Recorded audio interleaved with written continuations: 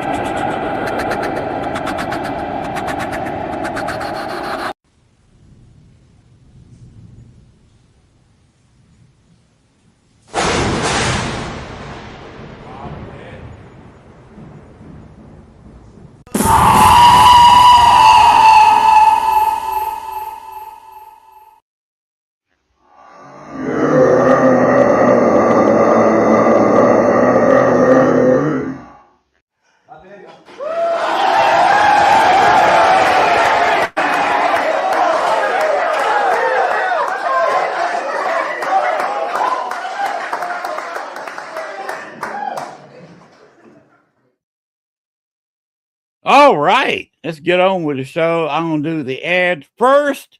Hey, there's always these friends of mine all over the place, including some friends of mine who run New Orleans Paranormal. And we'll throw up the picture with the lady, please. There we go. She has her own podcast, and she does run New Orleans Paranormal Society. They also do tours down in New Orleans. You want to go ahead and put up picture number 2, and it's got all their information. All you got to do is pause this video, maybe make it a little bit bigger. So you got their phone number, their address. They do tours if they sell tickets to 6 nights a week, 6 or 7 nights a week. And they will also, the reason I did this after the intro, you saw a little bit of the Andrew Jackson Hotel. That's one of the places they will take you on a tour. But also, in January 31st, next year, will be the inaugural New Orleans Paracon. This will be the first of many years. They are, the people running it, Chris and Jennifer Talley, are younger people than me. I couldn't run it for very long. They're going to be down there. They live in the quarter. The host hotel is in the quarter. It's the first time a actual Paracon has been run in the quarter, the French Quarter.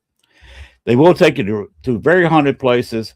You saw a couple of pictures of my intro where I was at the Andrew Jackson Hotel. I have contacted 2 or 3 different spirits at the Andrew Jackson myself and multiple investigations there. It's a crazy place. I'll take you right to where there's a haunted closet, the most haunted hotel room in Andrew Jackson is right above where they will be taking you. I was staying right beside. It's a little foyer between their haunted closet in where I was staying, and we had a spirit in there that we could walk in the room and call him by name, and he would answer. That's what kind of haunted place Andrew Jackson is. The Andrew Jackson himself is not there. He never saw the hotel, but there was a person killed in one of the rooms. Well, they say he was killed, say it was a possible suicide. It's kind of hard to tell when it's almost 100 years old. That's when the killing occurred. There's also another guaranteed suicide in one of the other rooms, and you will be right there, very close to those rooms, investigating one of the most haunted hotels in the French Quarter, and you're not there for 10 minutes. You're not going in front of the place and saying, "This is the Andrew Jackson Hotel. It's haunted. Moving on, walking." That's not what they do. On the tours, they take you in there. You will investigate it for a couple of hours, along with a haunted room behind a voodoo store, old slave quarters.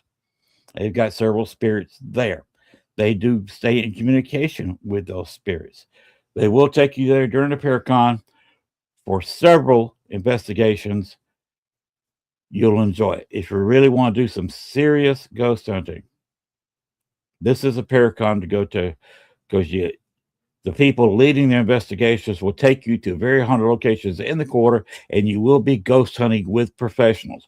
Bring your own equipment. Please bring cameras. I will be podcasting the entire 3-day event from the hotel live. Also, I will be going at night to the investigations. So this is a chance.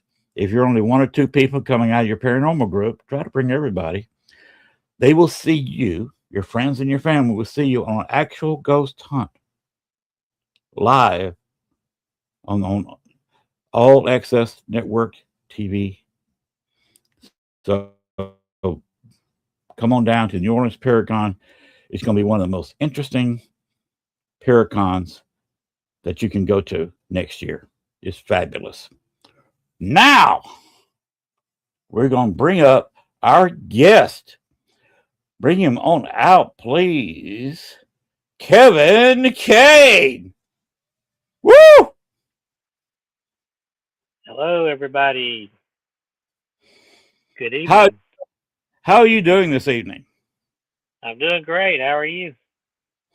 I'm doing jolly. The reason I'm doing jolly because I am very cool.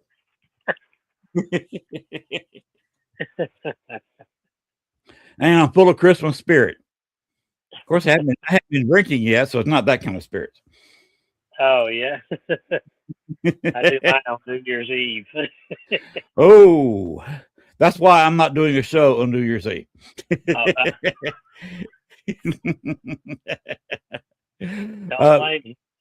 Gwen does not want me on at midnight on New Year's Eve. That would just get too foolish. Oh, because I've got connections on a lot of my alcohol is drank out of a canning jar. Oh, moonshine. You said no? That's untaxed alcohol. That's illegal. I would never. Of course, I do live in the country.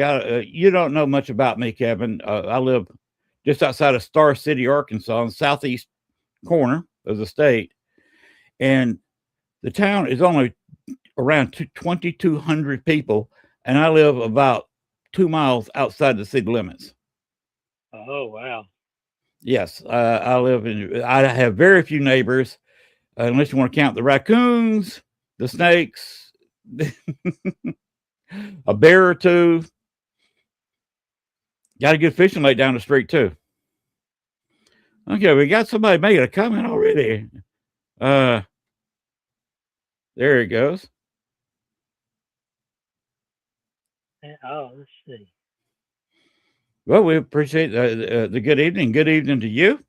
Hope you're enjoying the show. But I don't know much about Kevin. He's got some interesting things behind him. first, let's talk about. Are you a lone wolf when you investigate, or do you have a group with you? And start talking about some of those haunted dolls you're always pictured with. Well, I do have a group, Scare of Alabama, although our investigations sort of slacked off after pandemic hit, and also our team leader Ken Johnson, who's also a published author like myself, started focusing on some other things. But normally we do go out as a group and investigate. I'm also connected to Abnormal Alabama with Kelsey Graham and Catherine Marie. So we've gone out and done some investigations too. And both teams, I've wound up collecting a lot of these dolls on investigations, but many of them have come from other collectors, other investigators around the country, even some across the world. I had a demonologist send me a couple of dolls from Australia uh, several years ago. They don't have demons attached to them, but she wanted to just get rid of them, and so she surprised me and sent them to me. Um, I started doing this. Happened sort of branched off of my paranormal investigating. I've been investigating since 2003, and I did start out kind of solo. Me and my brother would go out and do investigations, and then I met Kim Johnson and joined Scare of Alabama over a decade ago. Uh, which Scare, if I remember, it's been a while. It's what is it? Society. I don't know. It's abbreviated for something. I just call it Scare. Scare of Alabama. It's abbreviated for something. Scare, but I don't remember what the words were. Shame on me. But yeah, we just go by Scare of AL. Okay. And Well, I can't remember what SHIELD stands for either. I think it was Society or Search something. Research. I know the RE part is for research. So Kim would probably slap me over the head for not remembering what it stands for. But it was shortly after I did that, and we sort of I mean, we were getting a lot of calls back then. In fact, one of Kim's investigations right before I joined was featured on that TV show Paranormal Witness.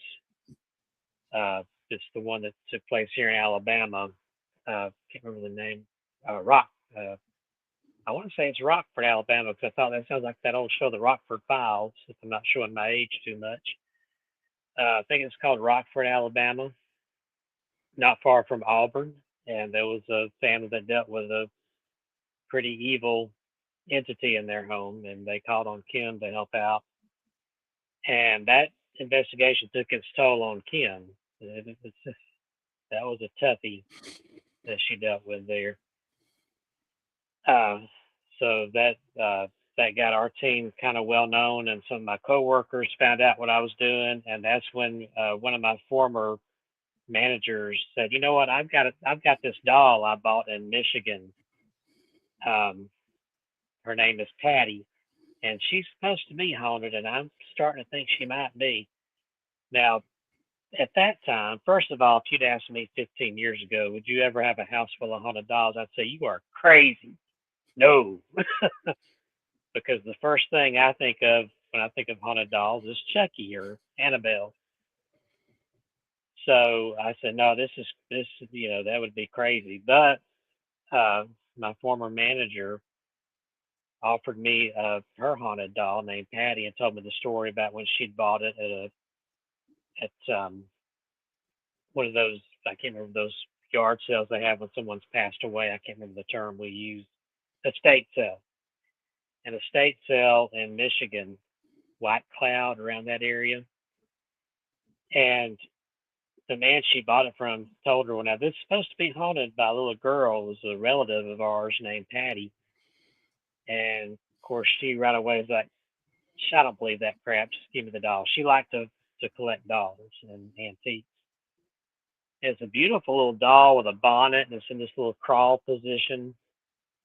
It's head and arms and legs are glass. The body is kind of a cloth material, and it was uh, on the back of the doll. You can see it was manufactured in 1986, so it's vintage.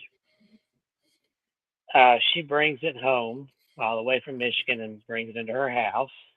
And not long after, the room where she had the doll, her little 4-year-old granddaughter would go in there and she would come out and say, "Grandma, little girl playing with the dolls."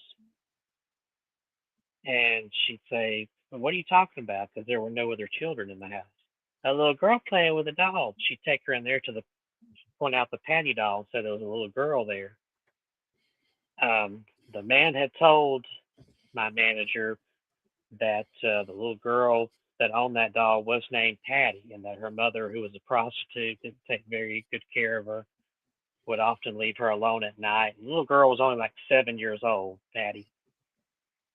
Real pretty blonde girl, they described her. And one night, the mother left her alone for hours, and the little girl got hungry and was in the kitchen looking for something to eat, and she came across a bag that she thought was candy.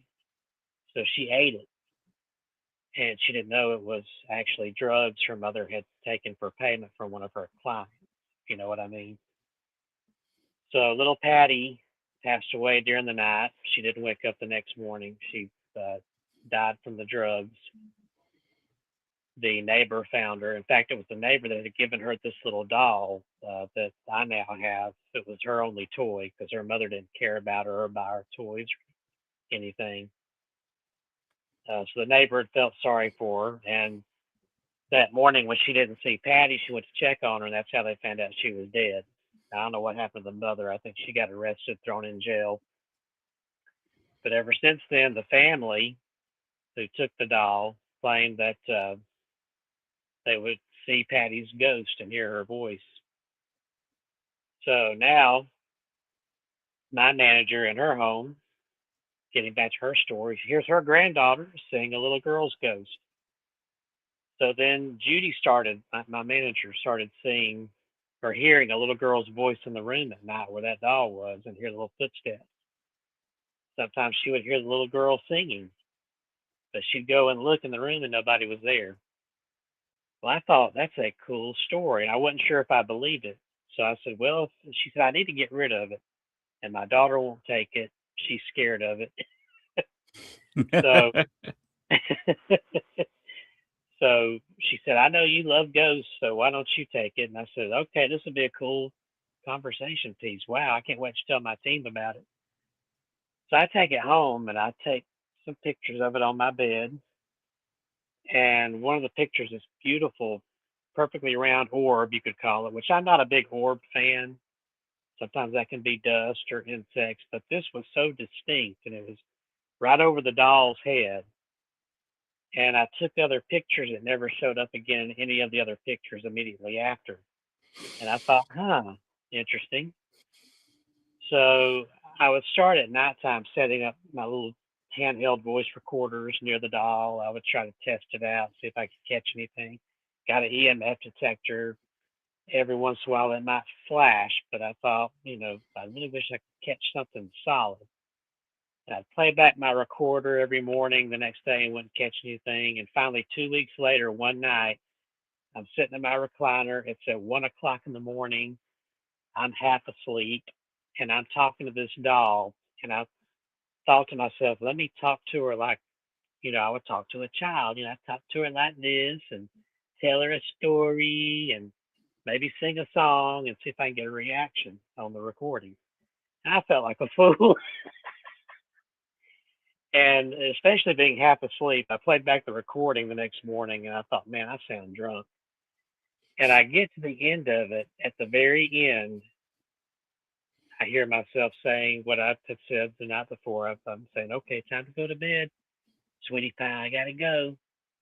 Uh, and I can't remember something else I said, but just as I'm turning the recording off, you hear a little girl's voice right when I say, got to go to bed, got to go sleep. And you hear a little girl's voice say, righteous, right as I turn the recorder off. And I heard that, and I'm just like, chills are going up my spine. I'm half excited and half scared because I'm thinking, oh my God, this is real. I just caught an EVP. And I knew my little apartment I was living at the time was not haunted. I've never had any experiences. Nothing ever followed me home. And I'm like, oh my God, this is real. And then the other half of it is going, holy crap, what did I bring into my house? Now I got to go.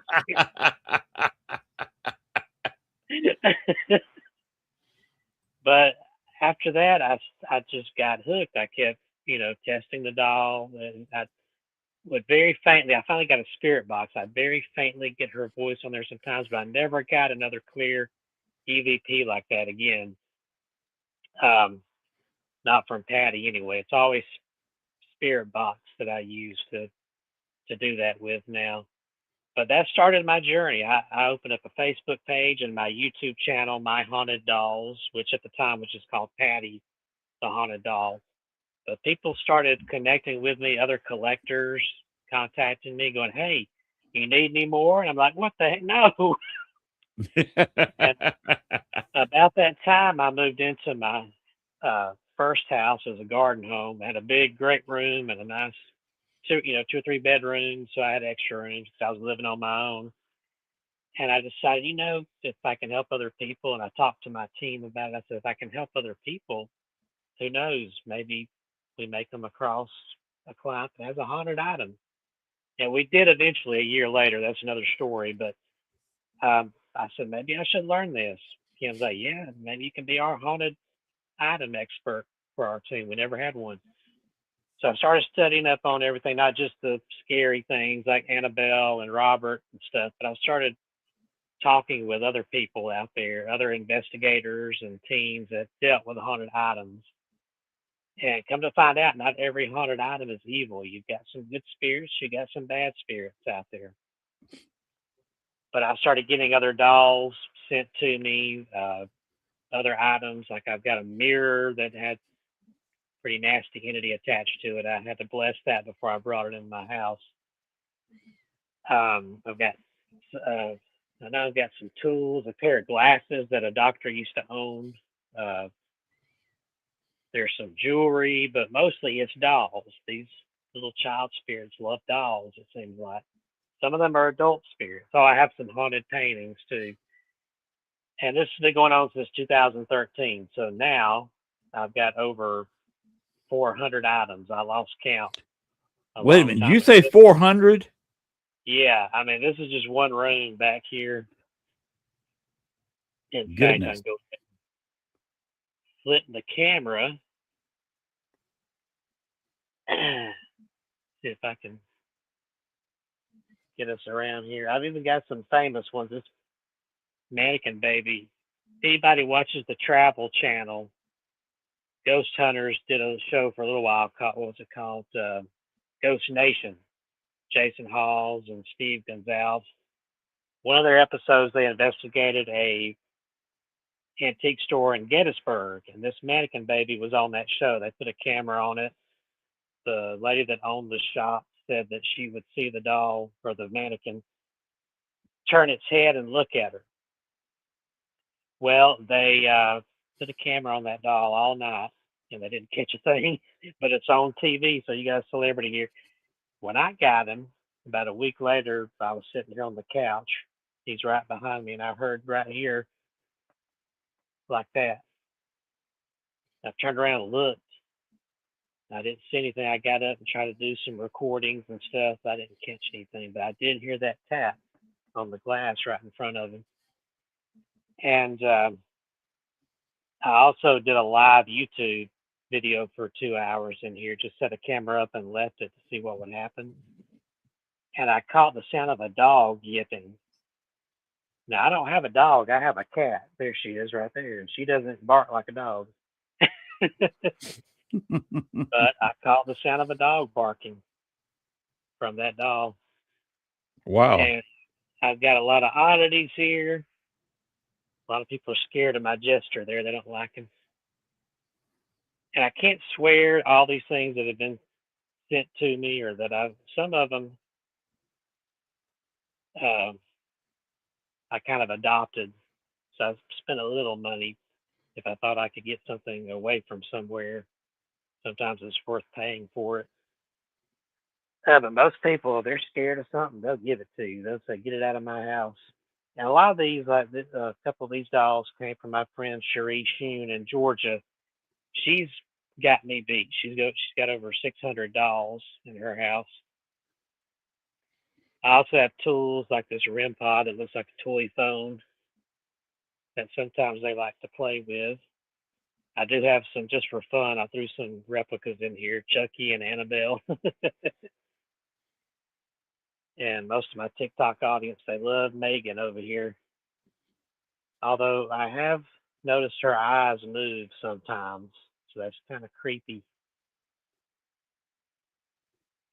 But and this, like I said, this is just one room. I got a bedroom in there. It's got a bunch of them.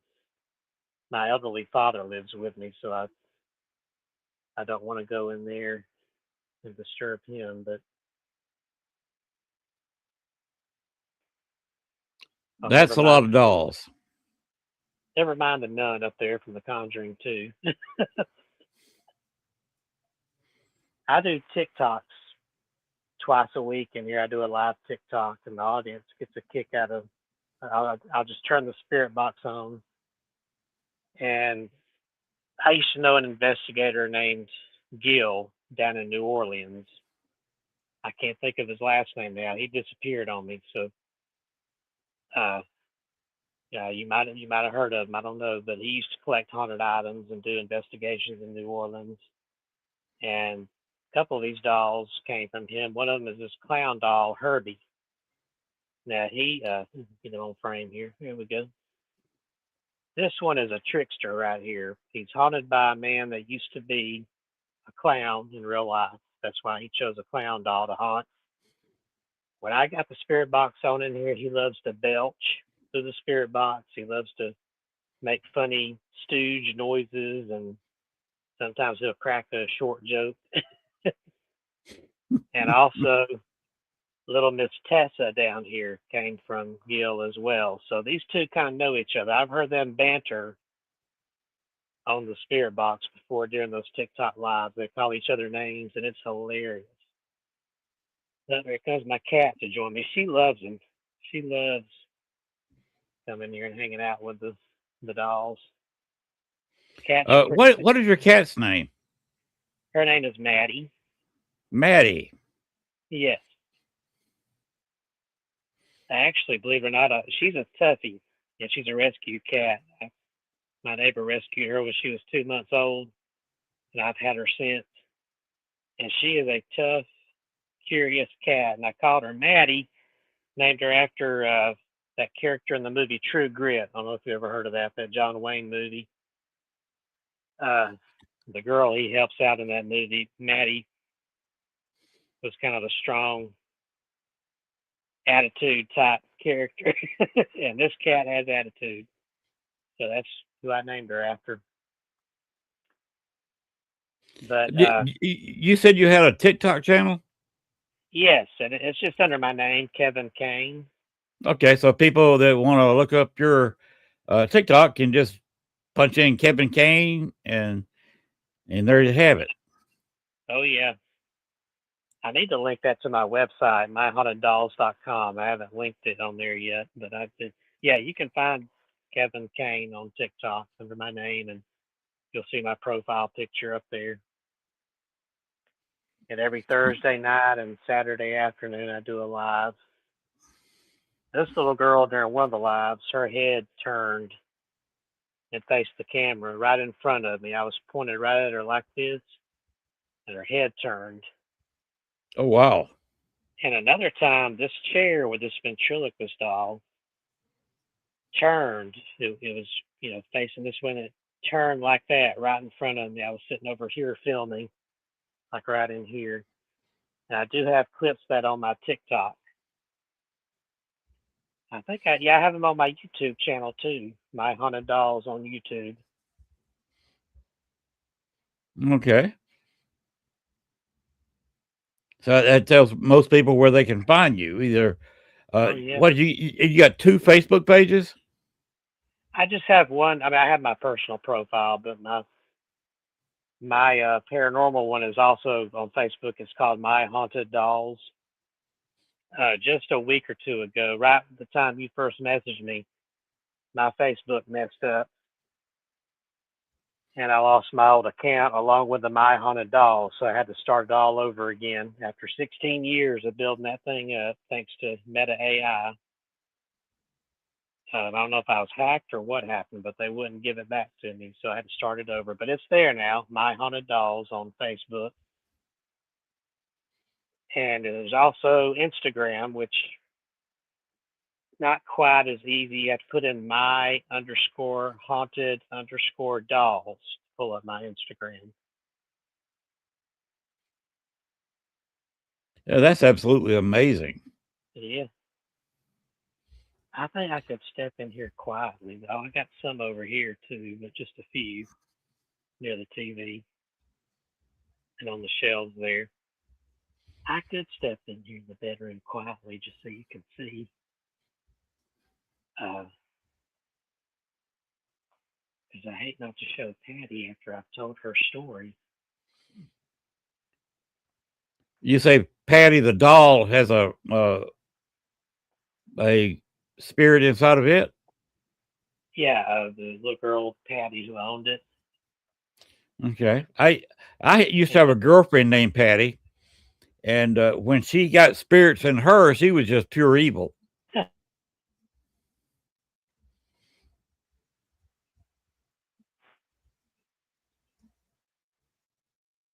Did you freeze? Uh-oh. oh, there we go. I had to cut There you my go. Wi-Fi off because it's weaker in here, so we're good now. Okay. I'm trying to get her on camera here. I don't know what's going on with my camera, but this is Patty here in the pink. Oh, there we go. Okay.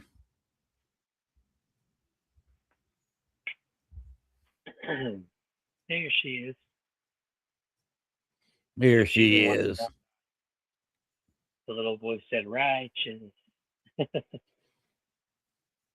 These were the first dolls I've gotten. There's Andrea. She came from St. Louis. And the story with her, and I actually found it online. There was a little girl named Andrea that owned that doll, this one here. And her grandmother gave it to her because it looked just like her with the long strawberry blonde hair and the blue eyes. And she kept it in her bedroom. She was about 9 years old when she went swimming in her neighbor's pool. I think it was around 1994 or 95. And she and her friends were swimming and they were playing a game where you go to the bottom of the pool and see how long you can stay down. When they came up, her long hair had gotten caught in the drain, so she couldn't get back up. Ooh. And by the time anybody realized what had happened, they dove and they got her hair loose, got her up, and they tried CPR. It was too late. She was already gone. And afterwards, her family claimed they heard her voice near that doll, and they would find her books moving around because Andrea loved books. They'd find them in different places. So my friend AJ in Oklahoma got her, and Tammy doll too. Both of these came from St. Louis.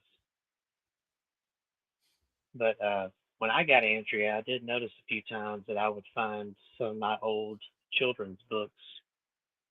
When I'd come home from work, they'd be off the shelf and laying on the floor. And nobody was there, while I was gone. So I thought that's odd. And I figured that might have been Andrea looking for a book to read. And I got her voice on my spirit box one time. She's a little sassy thing. She's adorable though. But I asked her on the recording. I have it on audio on my YouTube channel. I said, "Say your name for us," and she said, "I'm Andrea" on the spirit box. And right behind that, she goes, "Hello." And it wasn't like a greeting hello. It was like a hello, dummy. You know my name. Wow. so she's quite funny. Now these little bits, were they all gotten recorded through recording, or did you find them live on TikTok? These recordings I'm talking about, these are the ones that I made. Okay, I mean, yeah, you made them, but were they during a live show or just when you were in the house by yourself? Just when I was in the house doing recordings. Do you have them posted anywhere? Yeah, they're on my YouTube channel. Now you'd have to scroll back a long ways because I've had that channel for over 10 years. Okay. But you can find them on there. My Haunted Dolls on YouTube. In fact, the website for that is the address is youtube.com/My Haunted Dolls. Because I own the URL now. Let's see, I got a bunch of them in here. Got what they call a timeout doll. It's made to go against the wall. If you look at it, it has no face. Oh, wow. People creeped out by these.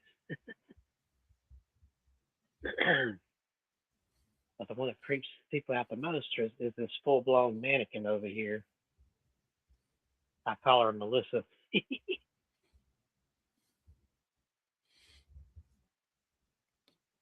Do you entertain often at your place? And if so, what do your friends say about all this? Oh, they love it. I would have once a year. I would have my paranormal team, and they could bring their friends and family. They'd come over, and I'd do a cookout. It'd start in the afternoon.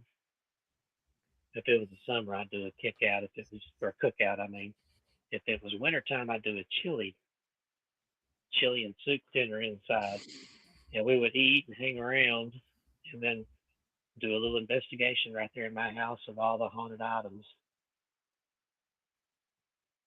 And I ran out of room, so I had to move to this house 5 years ago. I'm gonna go back in the main room now. So I don't. Well, at least you had the means to get a bigger house. Yeah, that's true. I had just always been nervous about getting a haunted object. I had a bad experience, and when I lived in Chicago, Glenn has heard this story before when I was talking to John Zaffis, John Jathis, excuse me, and a girl I worked with picked up some plate fragments, and there was a spirit immediately that first night started appearing at the foot of her bed, about a 6 foot tall shadow figure. Ooh. Her husband thought she was going crazy until she woke him up, and he saw it too. And she called me, and I said, "Get rid of those plate shards."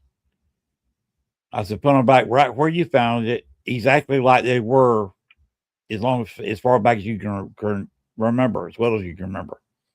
She did that, no more problem. Oh. So I've always been nervous about haunted objects myself. Yeah. Yeah, I tell people it's not for everybody. In fact, I never would have dreamed that. Trying to fix my tripod here. I never would have dreamed that I'd be doing it one day, but here I am. But you definitely have to be experienced. I'll just hold it. You definitely have to be experienced and have a sensitive cat that helps you out. And you Okay. have to protect yourself. For me, and I know people Yes. have different beliefs. For me, it's I come from a Christian background, so it's God, Jesus. Those are my biggest, they're my biggest protection. I wouldn't do this without heavy prayer, and every night I pray over the house, the property, to make sure it's protected. And I have had a few demonics. There's one, oh, I didn't show the demon doll. I got sealed up. Let me turn this back around for y'all. Right up here on the top. You have a lovely home, by the way. Thank you. Right up here, this, and don't let her fool you, this semi-lovely looking lady here went by the name of Lori. She's from Baton Rouge, Louisiana. And this is where I warn people, be careful So the Conjuring movies, when they first came out, stirred up a craze about haunted dolls. And people started wanting them. Oh, I want me a haunted doll like Annabelle. No, you don't. No, you don't. Just dumb and want to get yourself attacked. And this lady that owned this doll bought it around 2014 from eBay from a seller who claimed to be what they call a white witch, which means a positive witch. Right. And claimed this doll had a protective spirit like an angel, and she brought protection and good luck.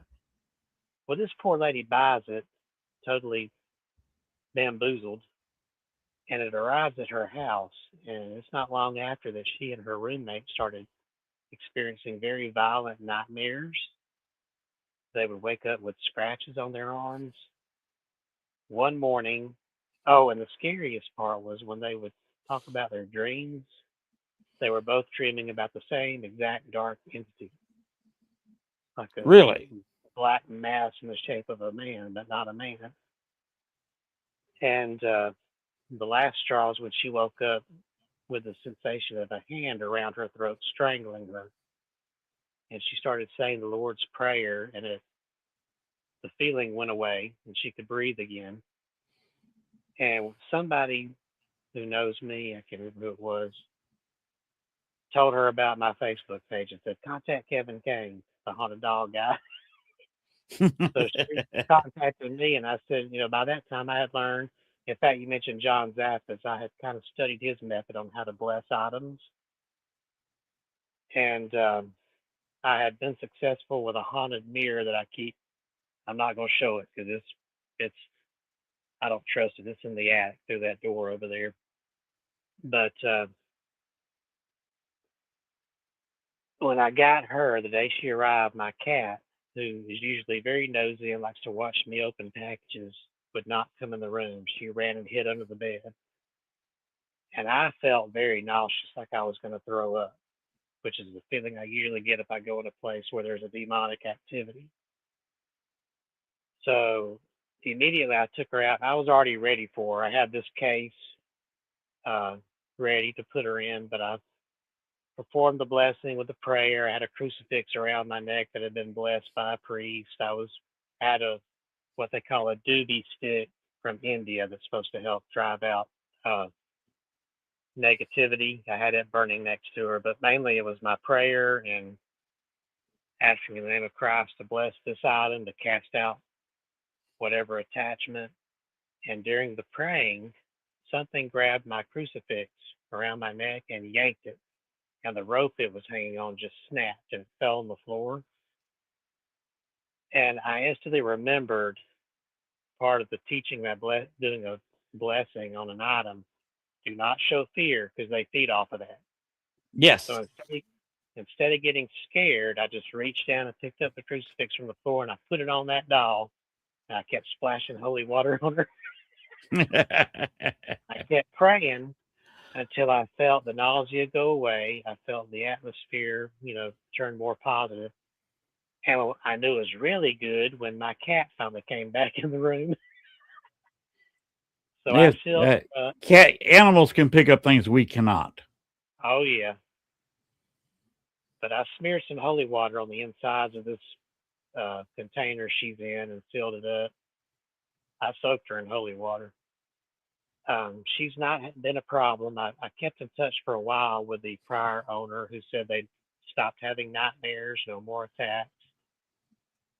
Um, the only thing that's happened since then, about 4 months after the blessing, my team came over for that one of those cookouts I was talking about.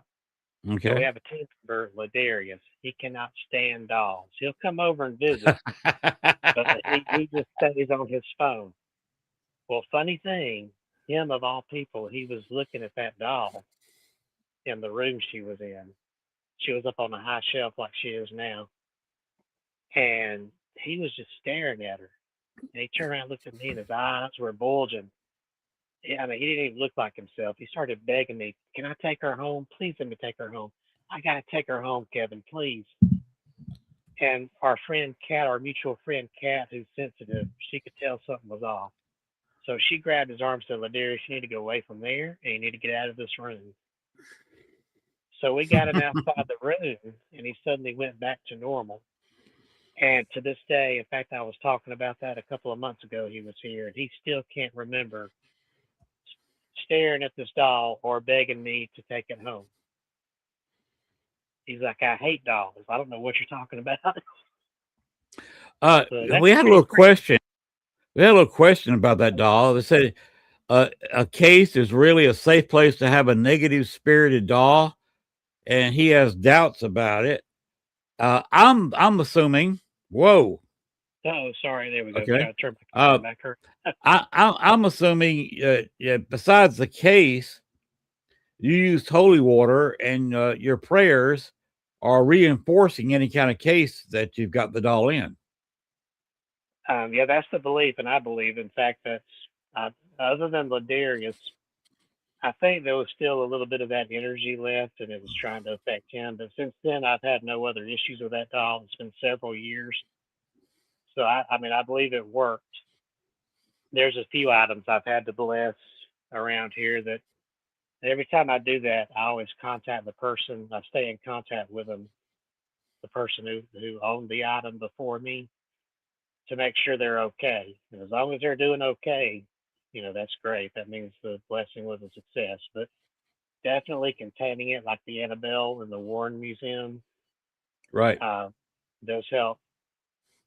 Well, once you bless out the negative, it keeps the negative from coming back. Right. You said you are a religious man. Which religion do you follow? Christianity, I mean, Catholicism or more of a Protestant or Protestant, yeah, we were in a Baptist church, is what I grew up in. okay. Even though I do I, use some of the Catholic methods like the holy water, because I was always interested by that. It does seem to work, but I feel like it's without the prayer, it probably wouldn't. But you're probably uh, right so, because but I do, you seem to be full of faith, and that's what you need. yes. So yeah, I do like some of the tools they use, and it seems to work for me. And I know the main key for me anyway. And like I say, not everybody has, everybody's got different beliefs, but for me, the protection I've gotten from Christ has really helped keep a lot of this junk at bay as far as the negative stuff. While Okay, you still, got another comment in the chat room. okay. There it is. Well, this question, if your friend is okay, God definitely protected both him and you that day. Oh yeah, I believe that, and that's why I Okay. still pray every night, regardless of how good I feel here. Daily prayer over this stuff, because you never know. And some of these items have had some pretty wild attachments, and even if they're not there, the vessel, it's best to keep it out of you know the wrong hands. Right. And that's where I go back to, like my goddaughter, mine and my sister's best friend has a daughter. She's kind of our goddaughter. She loves my collection. She's like, I want a haunted doll. Where can I get a haunted doll? I said, you don't want a haunted doll. I mean, only people that have had, I'm not bragging, tooting my horn, but I'd had at least 10 years investigating experience before I even got into this. Before that, I grew up in a haunted house, so I had a lot of experiences back then as a child too. But just being around it so long and getting the proper training helped me to be able to deal with this. I would not recommend anybody just taking a haunted item. You really have to know Right. what you're doing with it, and educate yourself before you get into anything like that. It's almost like a calling. Some people, like John Zaffis, the Warrens, some people are kind of called to do that. Some people are called to do other things.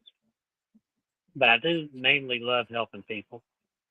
I love on our investigations, even if we're debunking something, I love to help people better understand what they're dealing with, and also to help provide protection and guidance.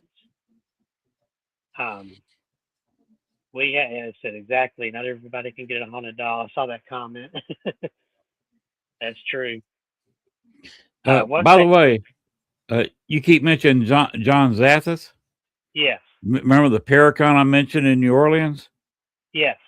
He's going to be the featured guest. Oh, that's awesome.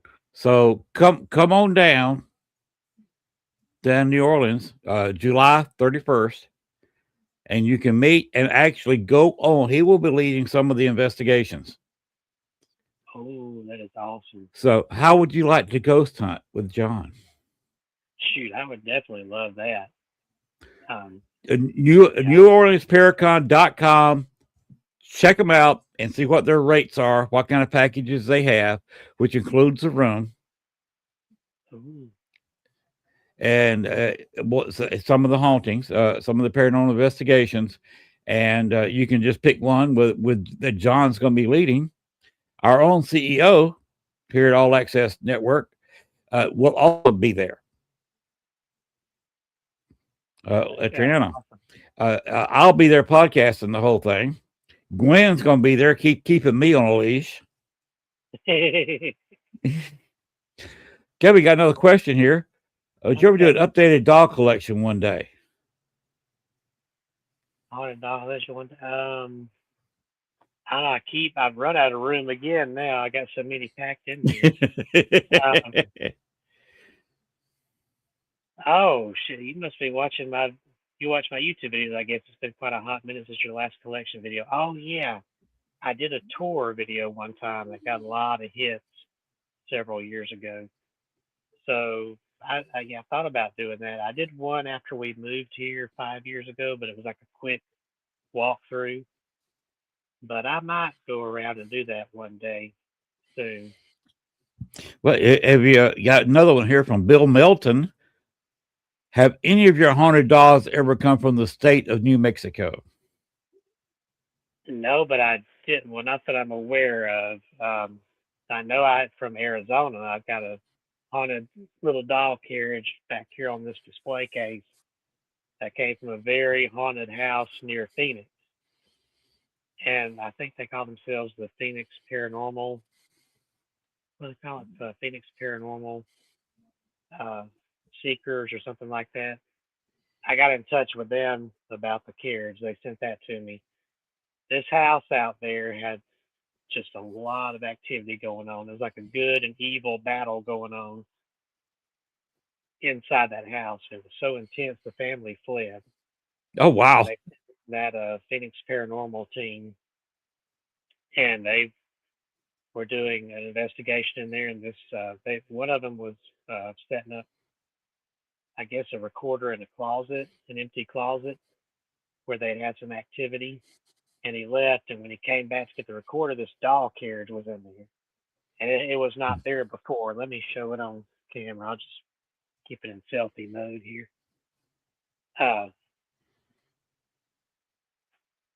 It's a really old one from like turn of the century, but he said it wasn't That's there interesting. before.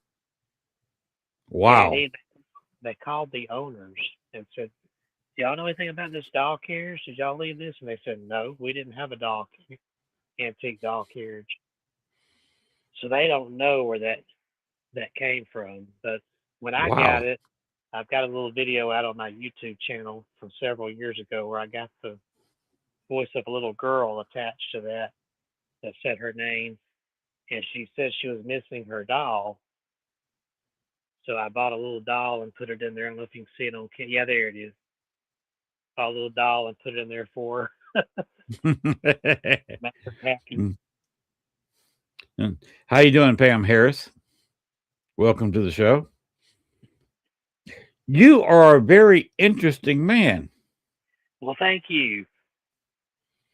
I hope you don't mind just being the star of the show, because I'm just in awe.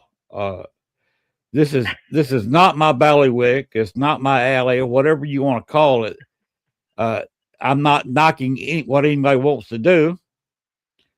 So I'm not. I don't have any. The paranormal is infinite possibilities, and infinite variety. So I don't know what anybody else is doing.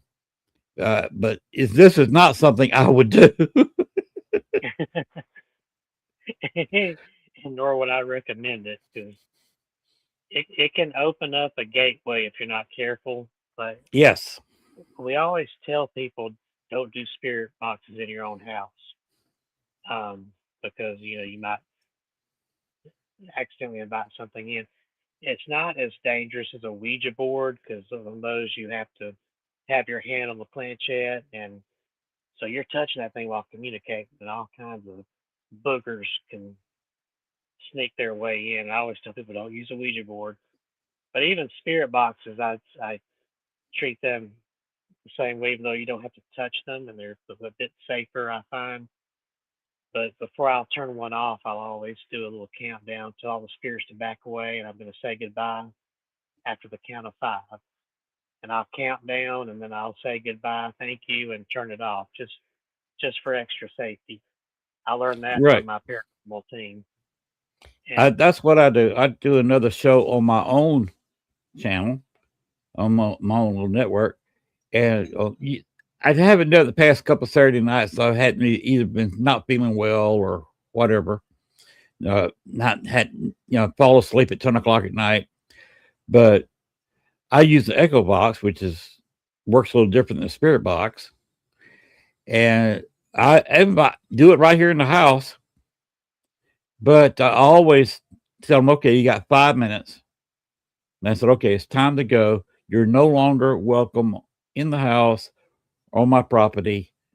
Leave the wife alone. She's sleeping, but you must leave now. And most of the time, all of a sudden, the words that I'm picking up just goes to nothing. By the time I get that out of my mouth, and before I reach up and turn it off, there's usually a few seconds of silence where they're completely gone. yeah, I kind of notice on mine the chatter dies down, but the ones that stay here, you can hear them, and they'll chime in and count down with me when I'm going 5, 4. I'll hear a voice go 3. It's usually Herbie over there, the clown. Because But I got one spirit that's a little bit friendly. She likes to come up and do the touchy feely stuff, and she makes smoochy noises sometimes that you can hear. oh wow, yeah, I have most of the sweet little children spirits. Sometimes I'll get a little tug on my shirt tail, or I feel a little hand tap my leg or my arm. My friend Reese likes to come visit me a couple of times a year, and she was sitting in here in a chair and felt a little hand pat her on the head. And Really? the spirit box later, oh, she was sitting here on the couch one time on this end and felt a hand touch her arm right up here, her shoulder. And we did a spirit box and asked, who's touching Reese? And one of the spirits said, that's Patty. And Reese is a big Ooh. fan of my Patty doll, the one I was telling the story about, my first one. Reese has been a long time follower of mine. So she's a Patty. My dolls have fans now. She's a Patty fan. Wow. So she just was excited when she found out she had gotten a pat on the head from Patty.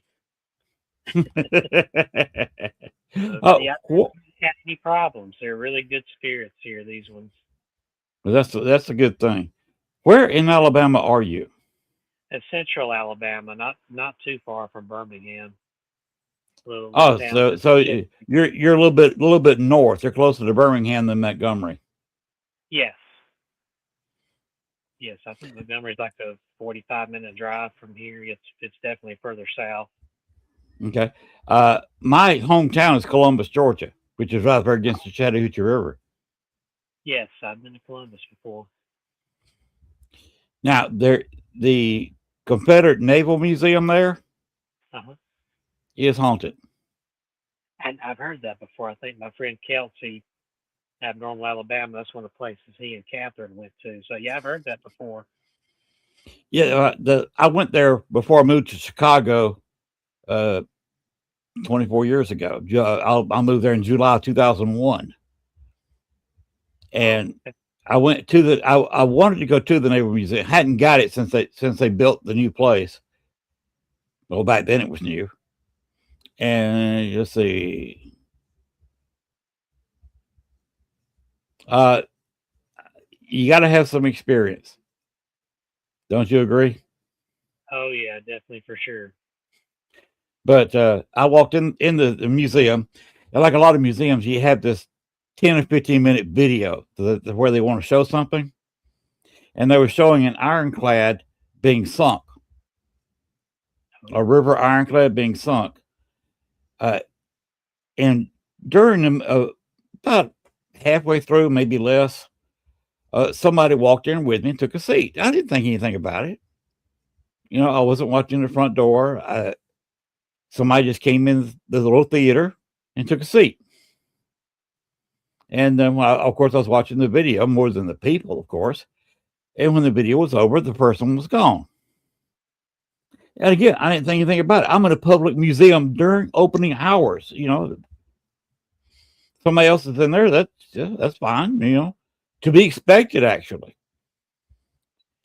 So I walked out of there, walked all around the museum, saw everything, and the lady said, "Okay, we're going to close now. We're going to have to ask you to leave." But she'd give me a 5-minute warning. So I was kind of moving slowly toward the front door, looking over everything. And I said, "Oh, okay. Well, where's the other guy?" "Well, what other guy?" I said, "There was a guy watching the movie with me back here."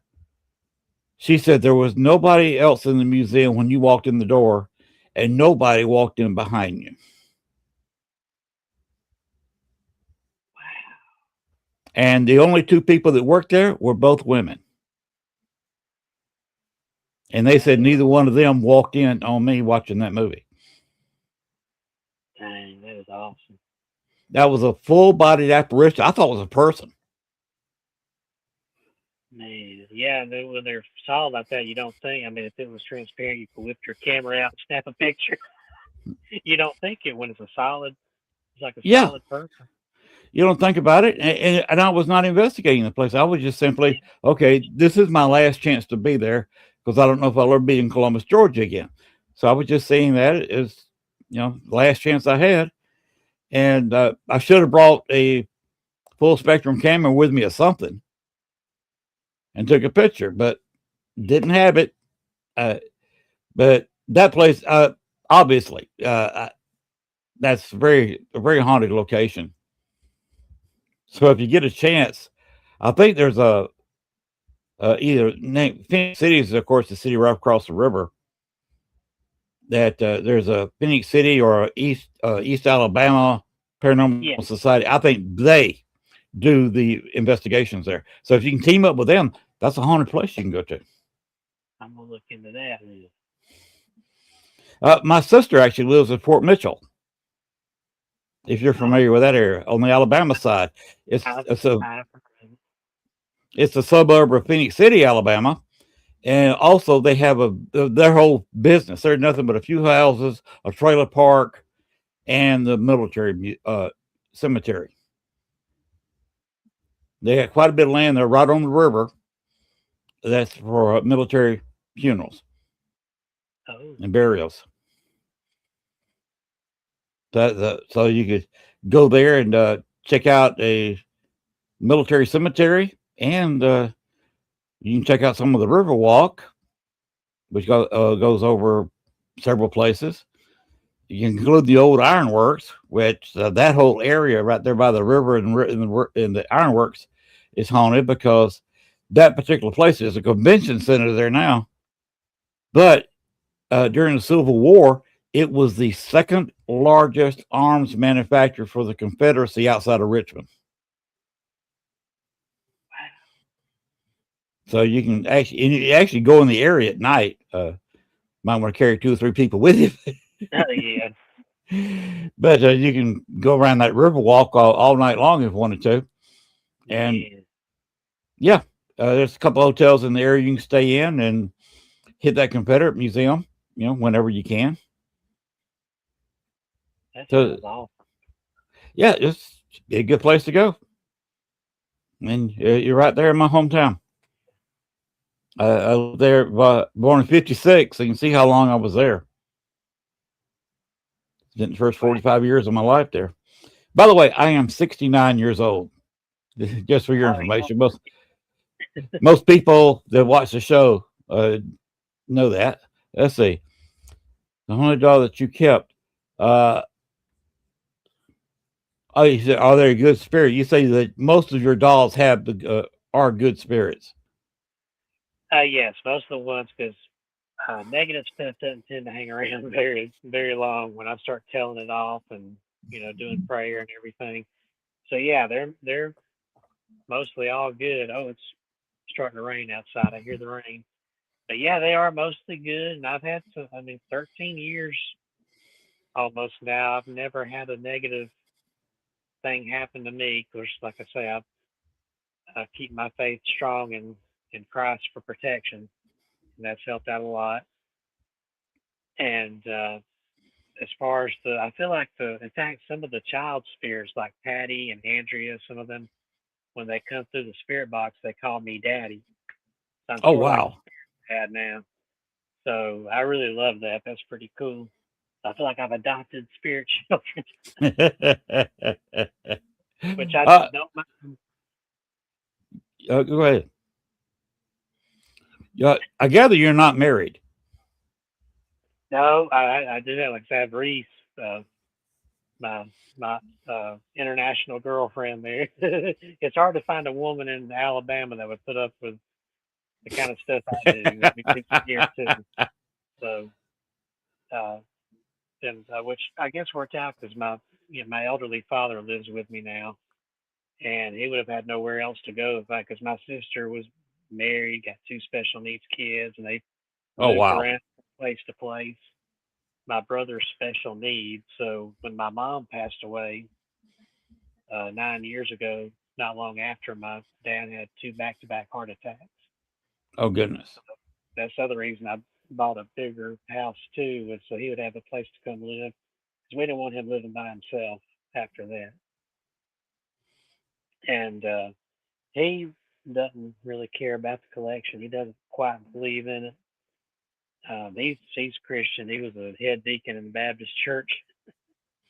So he's like, "There's anything there, it's got to be a demon." I'm like, "No, I got some nice spirits. They don't bother us." So I get a lot of that around here in Arkansas.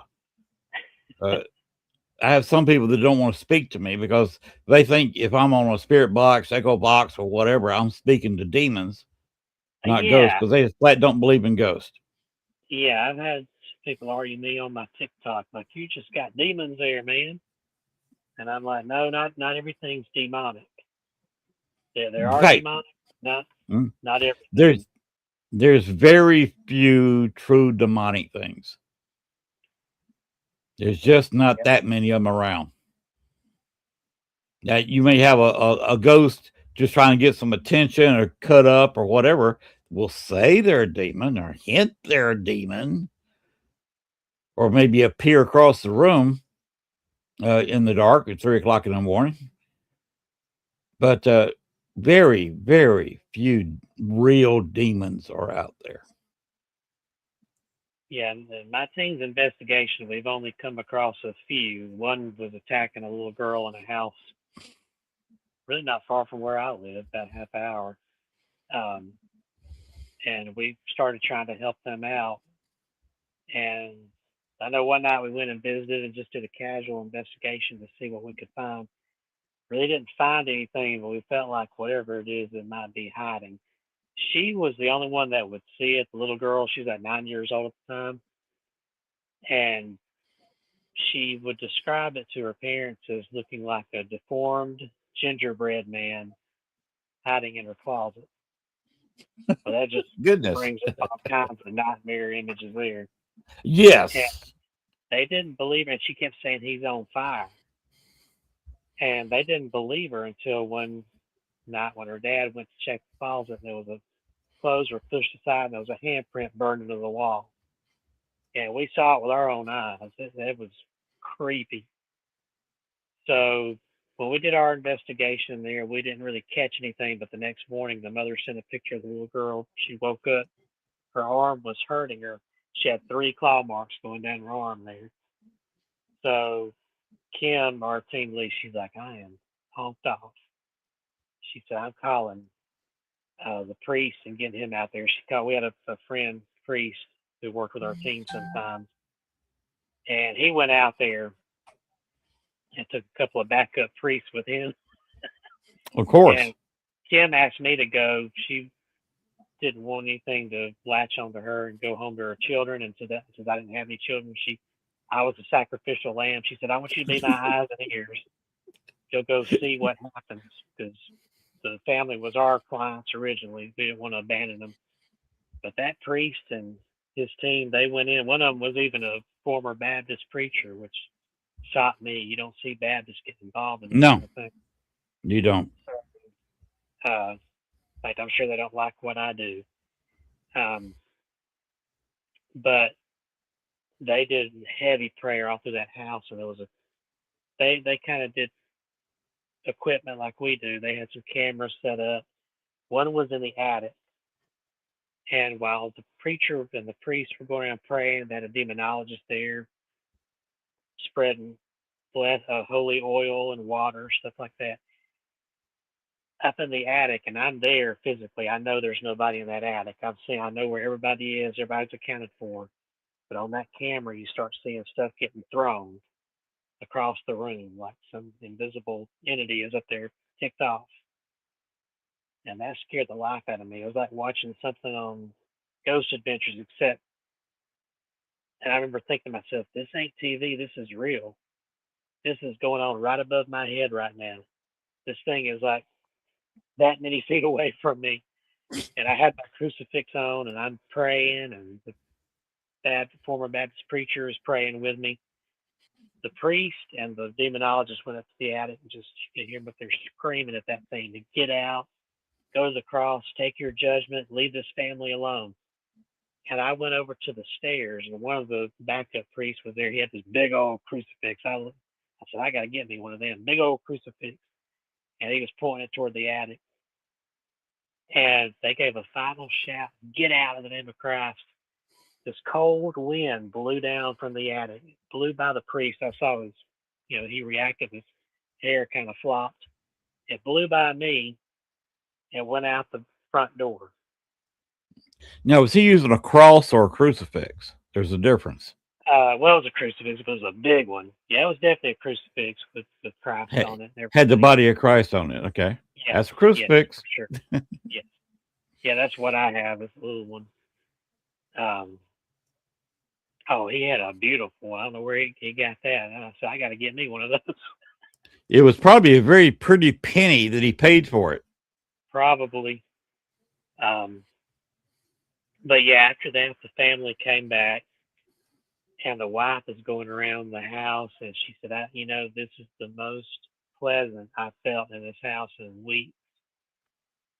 And so after she walked around, they felt comfortable. The husband felt comfortable. They were just about crying. They were so relieved that this thing was gone. We finally left, and Art, the main priest, kept in touch with them for a few months, and they were fine. The little girl was fine. Meanwhile, Kim did some research on that house to find out where'd this demon come from. But before this family bought it, the prior owner used to rent it out. And he said when she reached out to him, he said, yeah, I rented that house out to a couple of college kids. And after they moved out, I noticed up in the attic some kind of drawings on the floor. And I asked them, what in the heck is that? And they told me they'd been playing with a Ouija board, trying to contact some kind of party game they were doing. And Kim's like, yep, right there. That's what caused it. They conjured something up. They may not have even known it. Sure left it there, though. It was still there. That family had lived there, I think, a month before things started happening.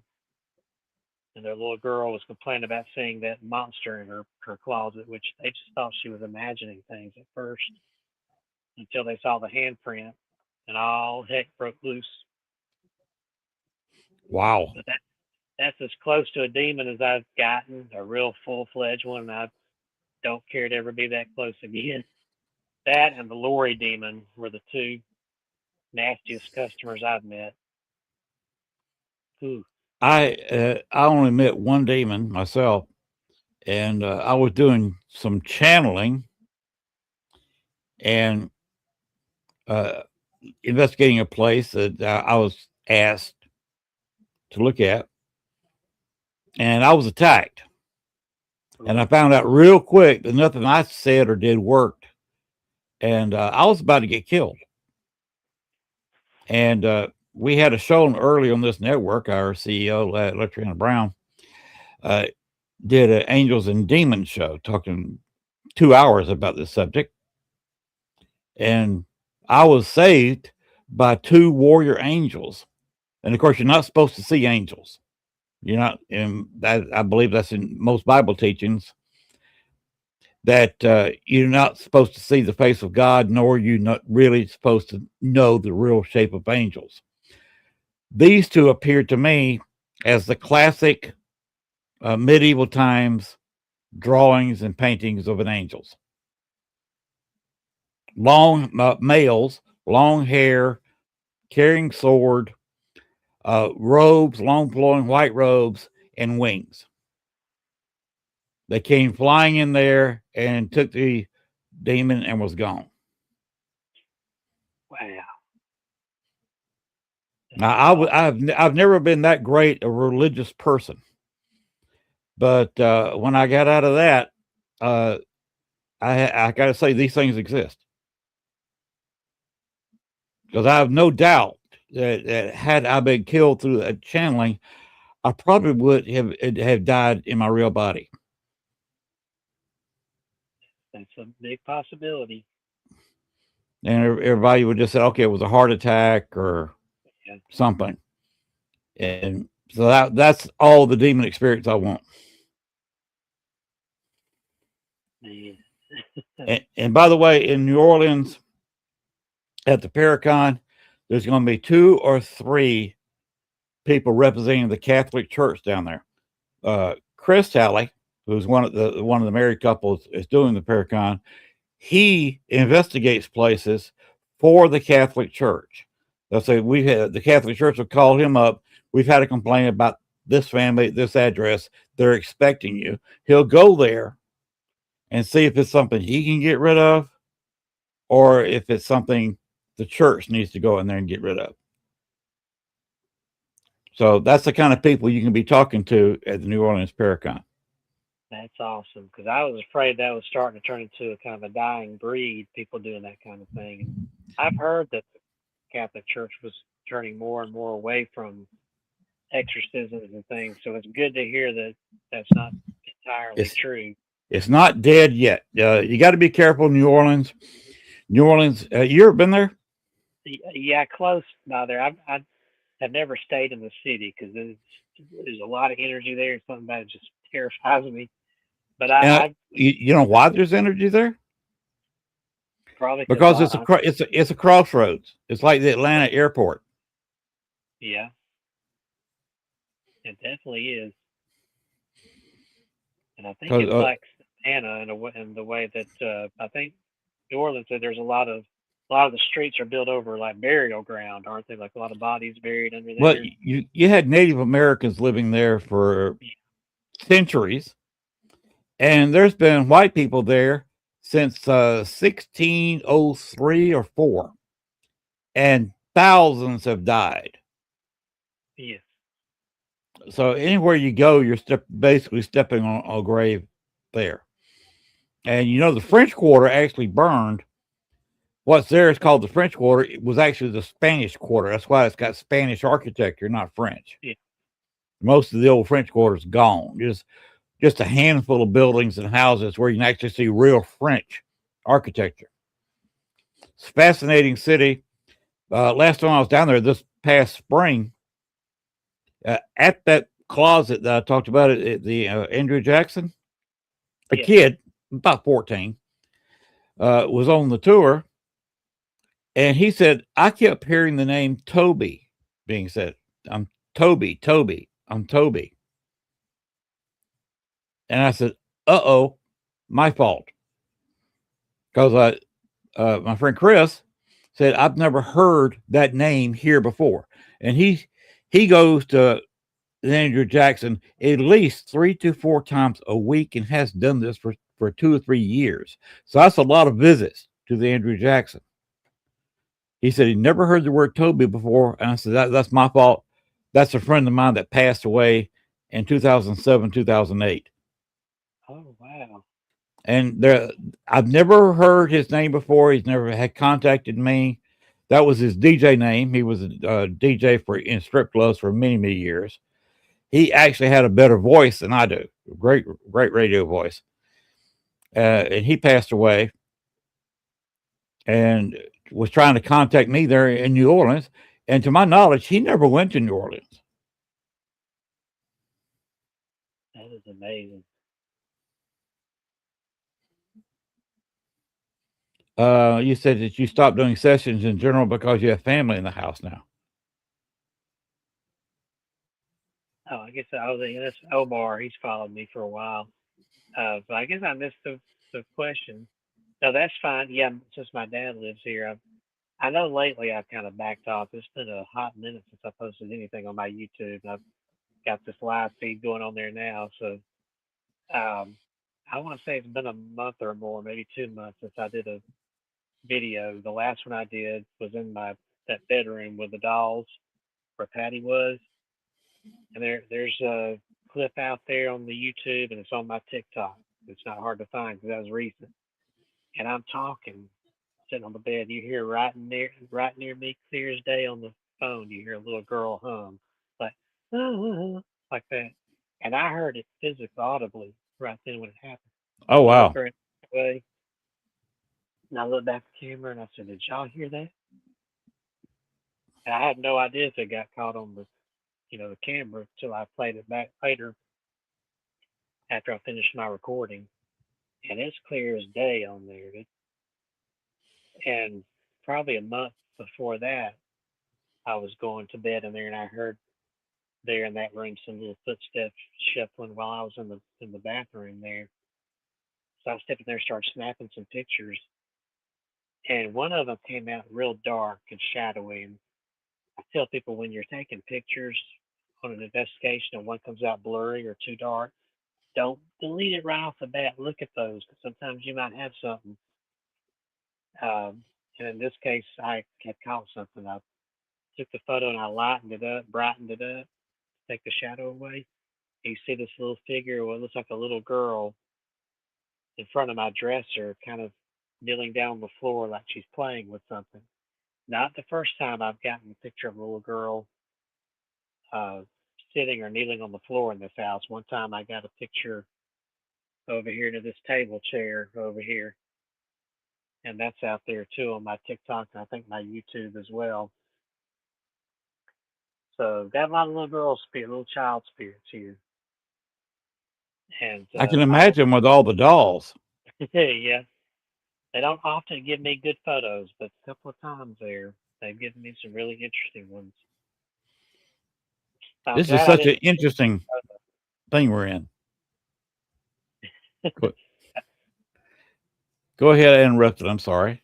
I was just gonna say I'm glad I didn't throw that, delete that photo when I saw it was too dark. I learned from an experience. We have a haunted historical place here called Sloss Furnaces here in Birmingham. I love going there. There's always activity every time I go, even just down to the sound of footsteps crunching on the gravel in the blower building or rattling the catwalk above and nobody's in there. It's an old furnace, dates back to the 1800s, and it's a Oh, museum wow. now. And it doesn't cost anything to go through it. You just have to go in and check in, and they'll give you a little map. You can go do your own walkthrough tour. It takes about an hour to walk around that place. It's pretty big. So they got a lot of ghosts there. They used to do ghost hunts there, and they stopped doing it when new management took over because they said it's too risky, insurance and all that.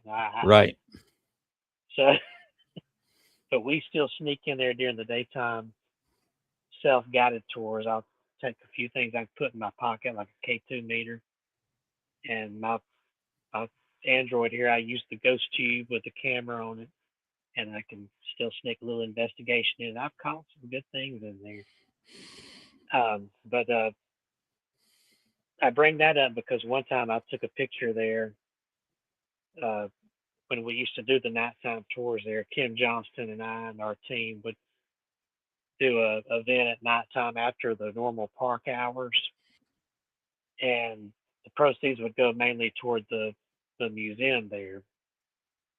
That's charity, and we would take people on a ghost hunt there.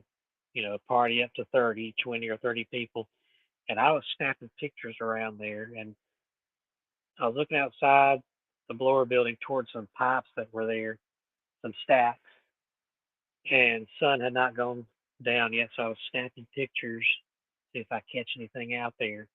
And one of the pictures was super blurry, and I was about to delete it when I got to look at it. I zoomed in, and I could see one of the stacks there. And in that picture, you see what looks like a man leaning out from behind it. You can see his coveralls like a worker. And I showed it to Kim. She said, "Yeah, I can see that too." I said, "I was about to delete that video." And the next picture after that, I took several back to back when I caught that. The next picture, there was nothing there behind that stack. So Wow. that was awesome. I'm glad I didn't delete that just because it was blurry. There was a reason it was. Some activity was going on there. Uh, you want to go ahead and post that next statement, Gwen? There you go. Well, earlier in the chat, I just asked you $100 you ended up keeping was a good spirit lease. Oh, she was worried about that being too personal, but you answered the question anyway, I think. Oh, yeah. Oh, no, it's fine. No, it's fine. Any questions? I can't remember which doll that was now, but yeah. No, none of the dolls are too personal to talk about. I'll talk about them. I don't remember Yeah, which I'll doll. open up to any other listeners. If you got a question, go ahead and post it in the chat room. Kevin just said he's open to answering questions. Don't feel bad. You ask a question. Oh, it's Yep, fine. that's what we're here for, to answer questions. Kevin and I are just sitting there jib jabbing along, getting to know each other.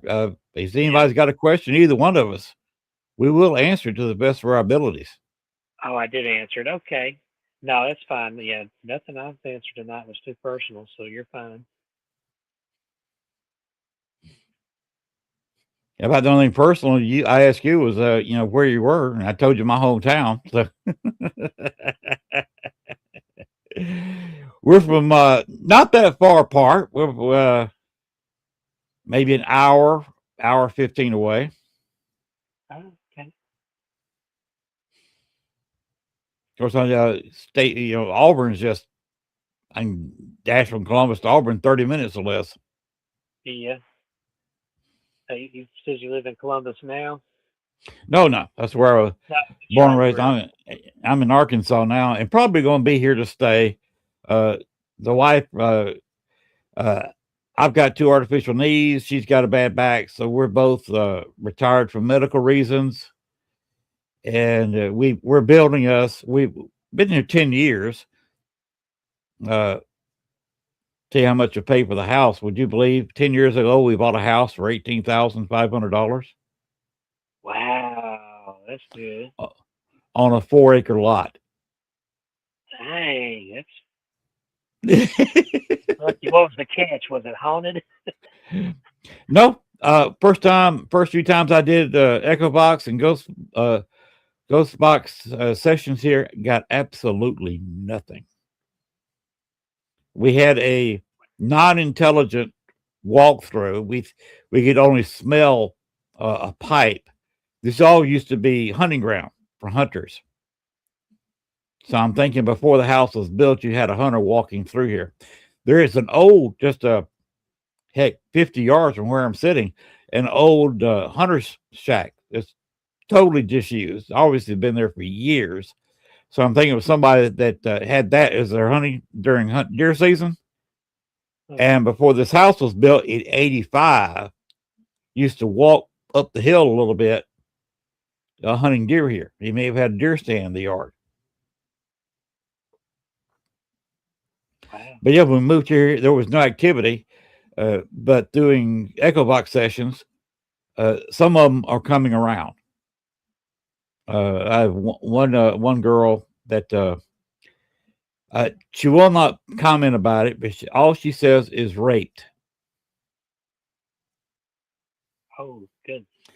Another one, again, a woman, and I'm not sure if she's talking about herself or pointing a finger at one of the male entities. She says prison. Oh, boy. So, but I've never had anything bad, and they go away when I ask them to. Well, that's good. Now, I messed up one time. I was working with a friend of mine, and we had a two-way thing going.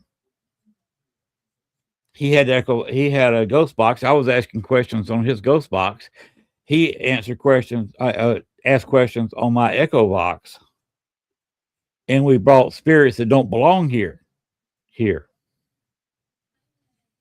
And I was sitting where I am now, and all of a sudden, very translucent, but I could tell about four people entered my den here, walked over to my wife's computer, which was shut down, and was trying to get through the screen. So I said, wait a minute, you're not going to do that. That computer is off. You cannot electronically go through there. Let me step out of the room and use this computer, which was a different computer at the time. I got just a pretty recent purchase here. So you can go back to where you belong. So I walked out of the room just to get out of their way. They all come over to my computer and went through the internet. So ghosts are, of course, electronic phenomena. So that's what's left of us when we pass on, just an energy. They can easily manipulate a phone. They can manipulate radios, things like Echo Box, and they can go through your internet. So if you ever do an Echo Box or Ghost Box session in a haunted location and you're channeling it to your house because you're there, maybe a friend of yours is somewhere else, be very careful. Because they can come right through your computer at you. Yeah, that's some people on my TikTok, they get scared. Like, they come through my phone or my computer at me, and I'll tell them, well, I don't think mine are going to leave here. At least they know better than to do that. I kind of hint toward the spirits listening and like, y'all stay here. Don't go bothering anybody. But yeah, I believe they can go, they can use these objects to go from place to place. Like some of these haunted paintings make perfect portals. Yes. So, and mirrors are perfect. So yeah, definitely. I would not be surprised one going through the good old TV while you're watching Andy Griffith show or something. Yeah, we're going to have to be careful when Gwen and I go to New Orleans on July 31st because anybody watching the show live could get a nasty New Orleans spirit coming through, although there's not many spirits are nasty in New Orleans. Now, there was one in Al Capone. I just name him. There's a fiberglass statue of Al Capone sitting in one front of the restaurants, and it's been stolen 3 times. Oh, They sat sitting on a park bench outside. yeah. And all 3 times they brought it back saying that Al Capone was appearing in their house. But that's what you get for stealing it. They keep it inside most of the time. Now, once in a while, they'll during the daytime they'll put it out there on the bench in front of the restaurant. But the plans are for me to go spend 2 or 3 nights in Hot Springs that Al Capone actually came down for vacation from Chicago, and go in that restaurant and try to carry on a conversation with the statue.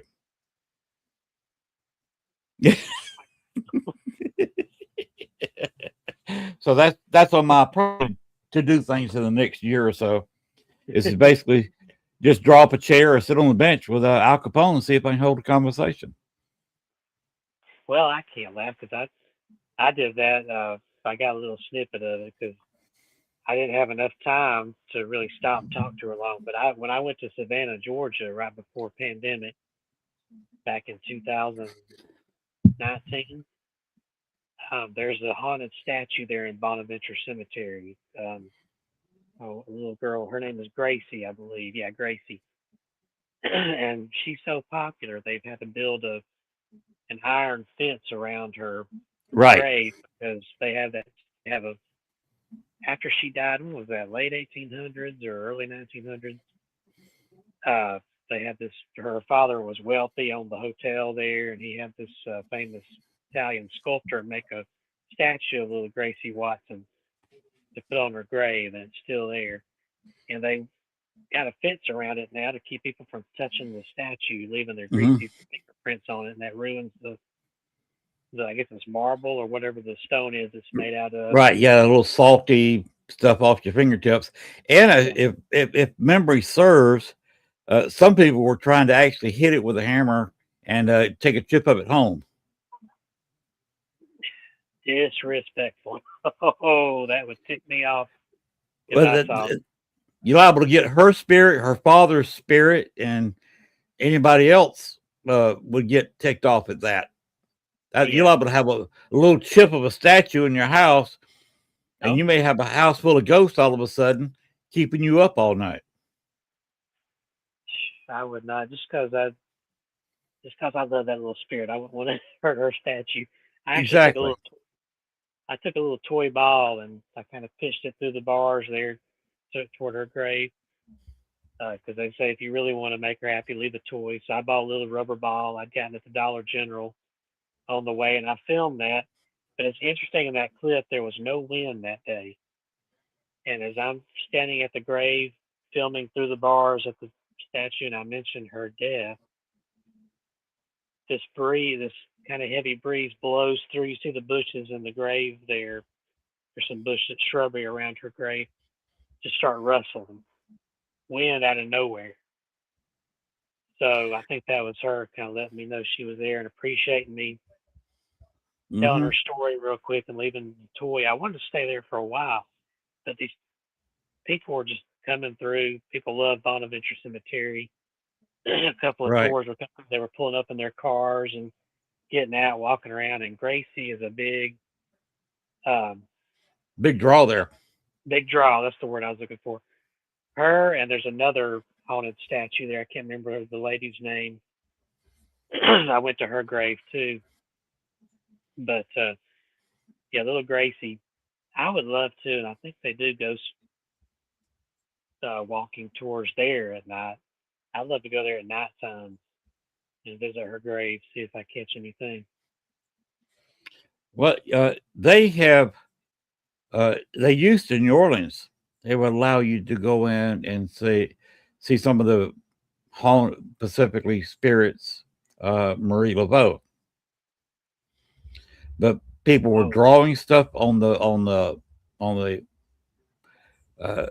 where she's buried on her crypt, trying to take chips out of it, and they will not let you in there except on escorted tour, and they will not leave you alone. They do not let you roam around by yourself.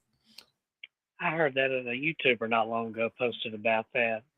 I remember thinking, whoa, they've changed that. Now I see why, which I assumed it was because people were going in there causing problems. I wouldn't want to tick off Marie Laveau. Well, people were leaving, including myself, have left little souvenirs for her at there, and they got tired of that, so you can't do that anymore. You have to go to the Marie Laveau house, and there you can leave an offering for her.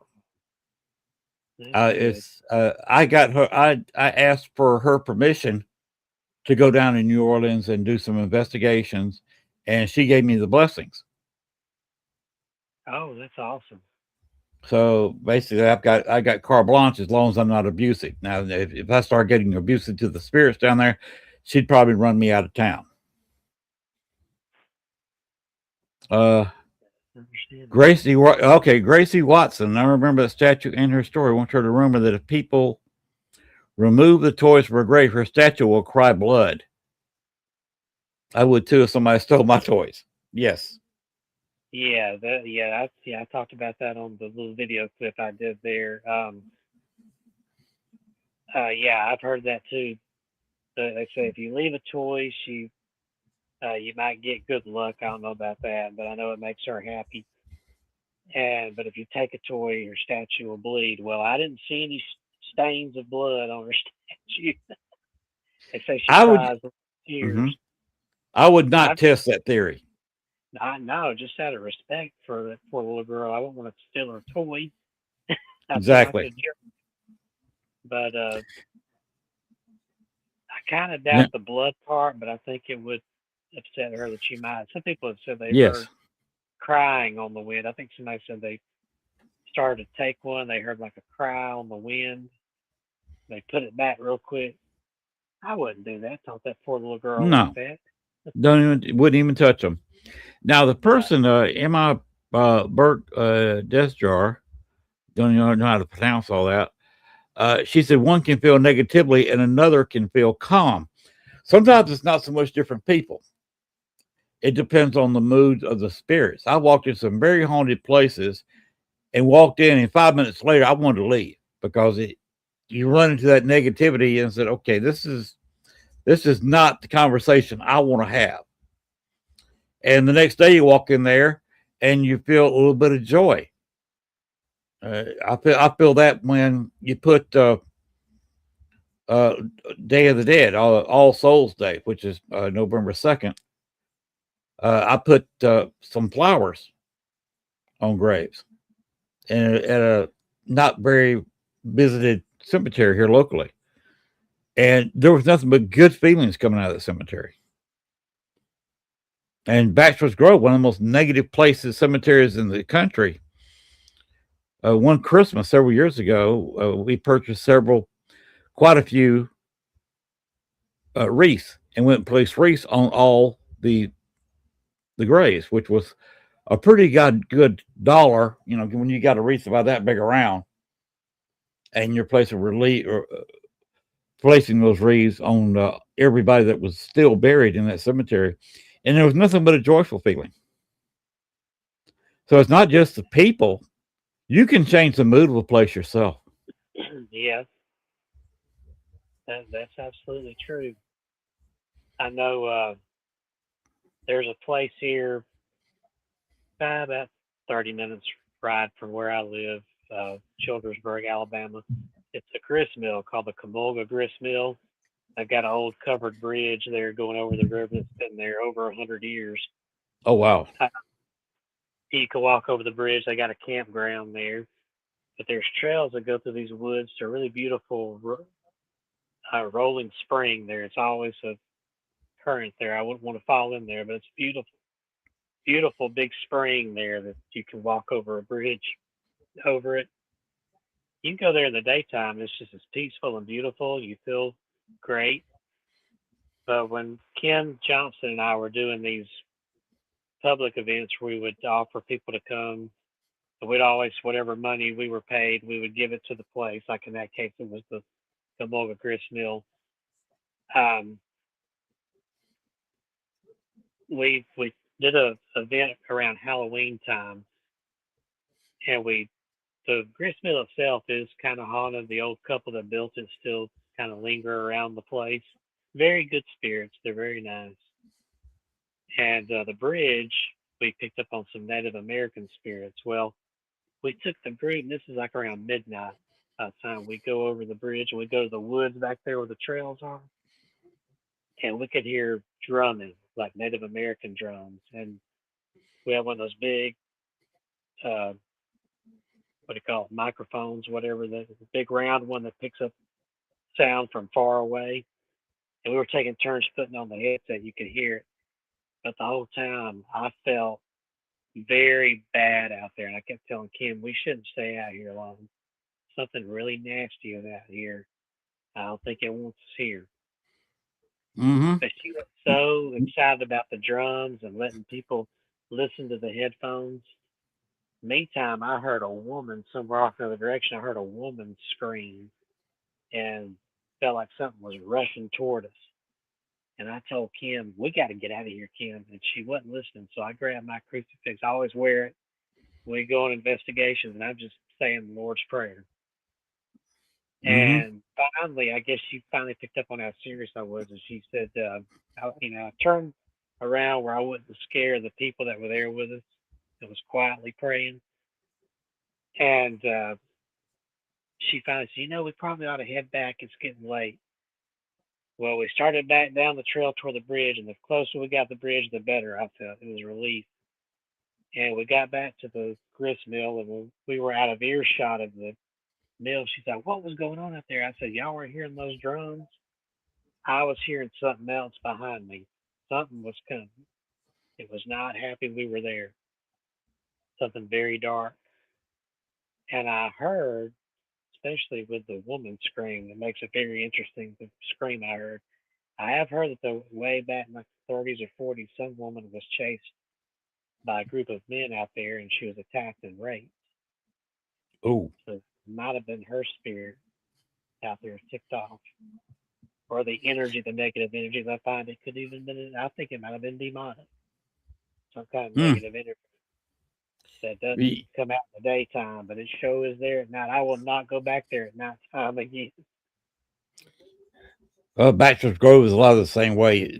You have nighttime spirits, or just, or at least were. I kind of cleaned it up a little bit, but the nighttime spirits can be a little bit rough on you, especially on Native Americans. And of course, part of Bachelor's Grove problem was the Native American village that got wiped out by another Native American tribe. Uh, you have the Native Americans weren't all friendly to each other. There No. was a lot of fighting going on. There's all kinds of stories. They would go in there and kill all the warriors and the old men, the old women, and take the women and the young, very young children, so they can increase the number of members of their tribe. Because it indoctrinate, interbreed with the women and indoctrinate the children to their tribe beliefs. And Native Americans were not. Some of them were friendly. Some of them traded friendly with each other. Others, it was horrifying what used to go on in North America Oh, yeah. before. And the things that the white man did to the Native Americans, it's amazing. Our whole country isn't haunted by angry Native American spirits. Yeah, that's true. Hey guys, I hate to interrupt, but it's 1 hour 49 minutes, so Uh-oh. can we stop at 2 if you don't mind? Oh, I was kind of watching that, and I I think know. I think we're winding down. We can go ahead and end this thing in 10 minutes, can't we, Kevin? Yeah, that's fine with me. I have to work tomorrow, so I probably should get to bed anyway. I wasn't paying Oh, yeah. attention to. All right. Well, don't forget to tell us how everybody can reach out to you, Kevin. And I'm gonna pop back in. Okay. That's what I want to cover in the last 10 minutes. Kevin, I want you to go over again where people can reach you. Okay. The main place, myhauntedDolls.com. That's my website. It's here on the screen. Um, and I have a link page there. You can find my YouTube channel. The YouTube channel is also called My Haunted Dolls. In fact, that's easy to find. You can put in youtube.com/My Haunted Dolls. Um, so I've got the YouTube. I've got the website, myhauntedDolls.com. Oh, I have a bookstore. I published several books, a couple of books on my haunted collection, some supernatural novels I've written based on some of the items and ghost stories. Where are the books available? You can get them if you want an autographed copy. I've got a store at myhauntedDolls.com, but you can otherwise get them at Amazon. They're on Kindle. Online stores like Barnes and Noble and Books a Million have them. Most online stores I've seen, and I've got two that made it to Audible. If you like audio books, I've got just a couple of those out there.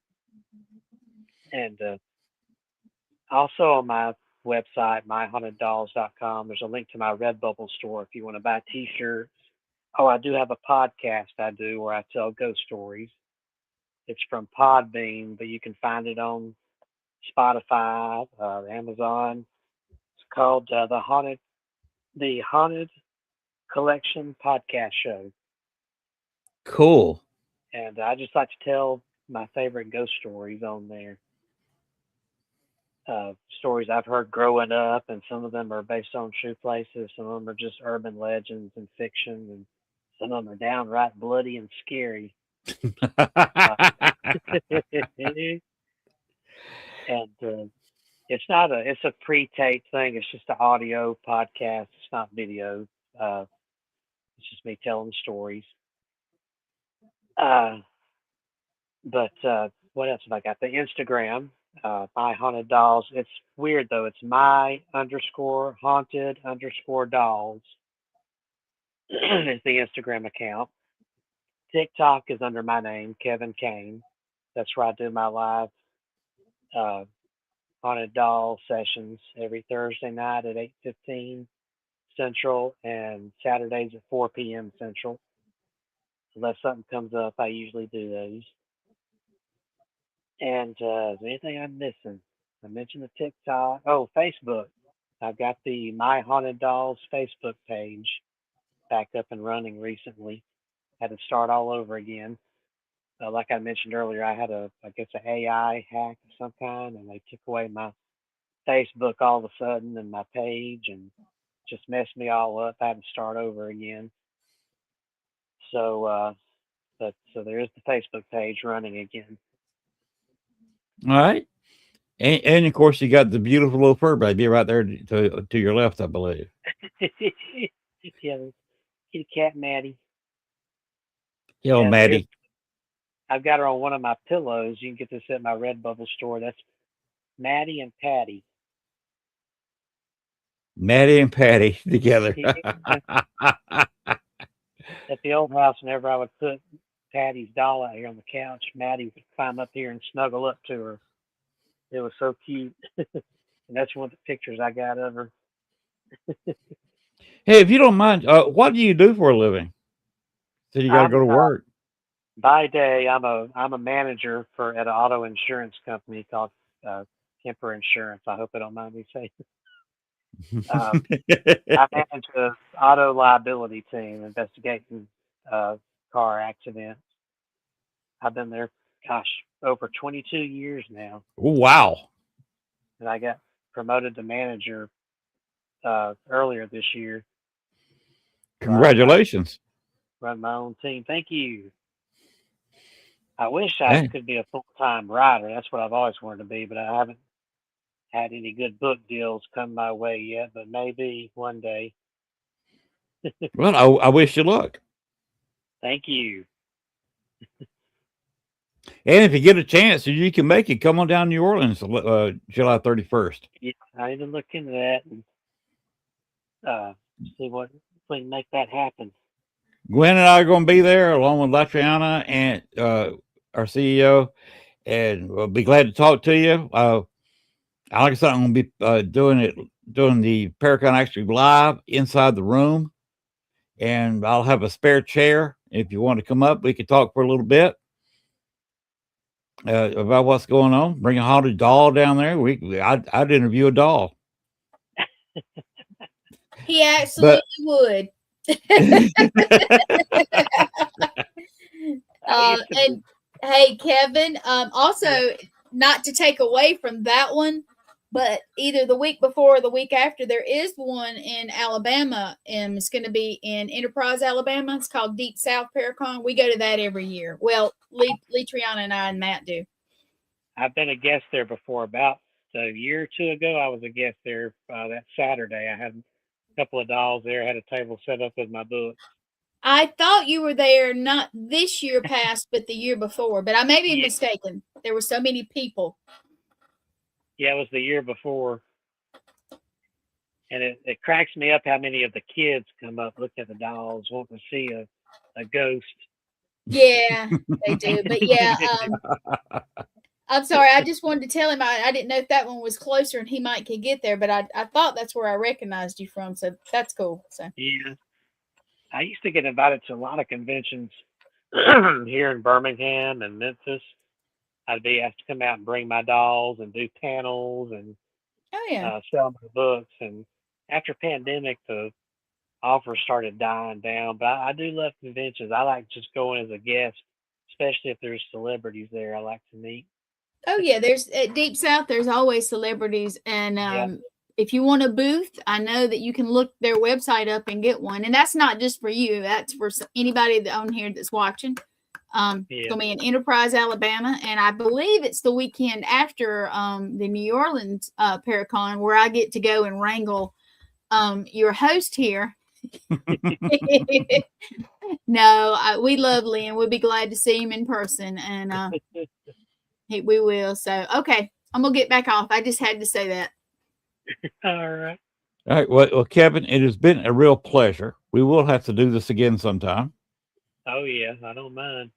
I don't know why we were not Facebook friends years ago, but there it is. We just missed each other, and I apologize for that. Oh, well, that's But okay. A lot of them out there I still haven't met, but I've seen a lot of paranormal Facebook pages and things floating around. I still haven't gotten to know yet. it was my pleasure and my honor to get to know you, sir. Well, my pleasure too. I really enjoyed it. I enjoyed it too. It's hard to believe we've been sitting here talking for 2 hours now. I know. It's amazing. Oh, thank you. She likes my room. I guess you're talking about all this behind me here. See, I don't have a collection of dolls. I collect ghosts. These little lights right here Yeah, and I see that. here. Those are small ghosts lit up. I got Larry, Curly, and Mo up here, and you see either side of me, right here. I've got ghosts hanging there, and all this top shelf up here is ghost. Those are cool. So, all right, let's go ahead and get out of here. You got to get to work in the morning. Gwen's got stuff to do, and 2 hours is enough. Yeah, It's been fun. It doesn't seem like 2 hours; it seems like 15 minutes. But yeah. we had fun. We got to know each other, and if you ever got anything you want to talk about, hit me up on Facebook on the Messenger, and we can make arrangements. I will. All right, you take care of yourself. Take care of all those dolls and that kitty cat you have. I will. So, thank you for appearing on the show tonight. Thank you for having me. Have a great night. All right, let's get on out of here. As I always say, since we're in a little, want to get out of here. Good night, everybody. I will be next Thursday. Going to do a little Christmas Day show. Just where everybody, kind of like Thanksgiving show. If you watch that, where we're going to get everybody in our Santa outfits, maybe a new gift we got, maybe a new paranormal toy we got, or just wish everybody Merry Christmas. Just a quick 30-40 minute show. Just everybody on All Access Network TV can come in and say hi, say bye, and Merry Christmas. But until then, just remember, the paranormal never sleeps, although we have to as human beings. Good night, everybody. See you next week.